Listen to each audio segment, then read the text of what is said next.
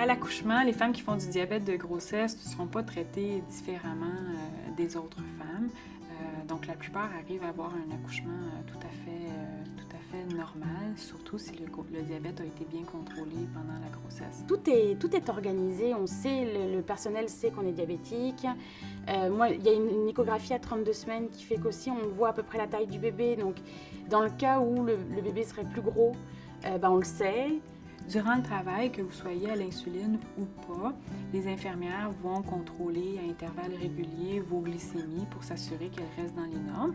Et si à un certain moment, les taux de sucre se mettent à augmenter à des niveaux trop élevés, il y a un soluté avec de l'insuline et du sucre qui va être préparé pour vraiment s'assurer que vos taux de sucre restent normaux pendant l'accouchement. Tout est suffisamment structuré avant pour savoir à peu près où on s'en va. Alors c'est sûr qu'il y a des risques après, mais j'avoue qu'après, peut-être que j'avais des appréhensions avant l'accouchement de ce qui allait se passer après, mais à partir du moment où l'accouchement commence, je pense que c'est devenu le dernier de mes soucis et tout s'est géré sans que j'en ai vraiment conscience à la fin.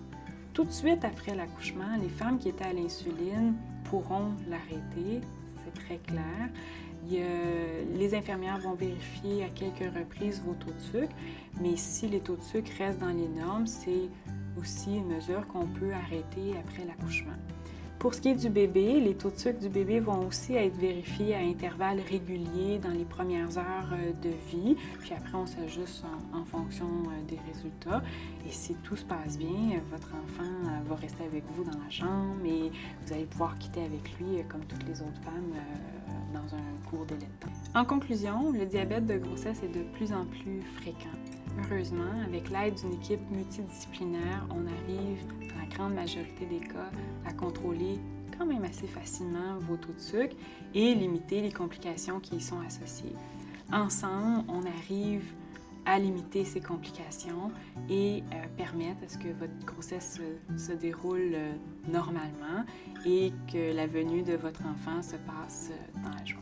Quand j'ai eu l'annonce du diabète de grossesse, ça a été un choc, ça a été un gros stress aussi parce que je voulais pas ça, je voulais pas de problème pour mon bébé, je voulais une grossesse en santé puis un accouchement naturel.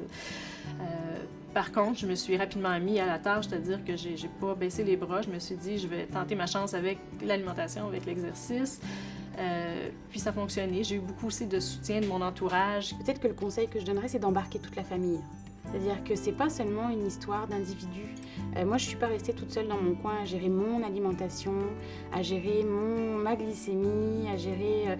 c'est mon conjoint qui était là aussi, c'est mes amis, il y a une notion de collectivité à ce moment-là parce qu'il était hors de question que je fasse deux menus.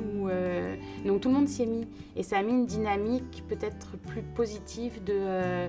justement une énergie autour de l'alimentaire et puis du sport et puis une énergie différente dans la famille en fait. Au lieu de se focaliser sur le mot maladie, aller se focaliser sur le bénéfice.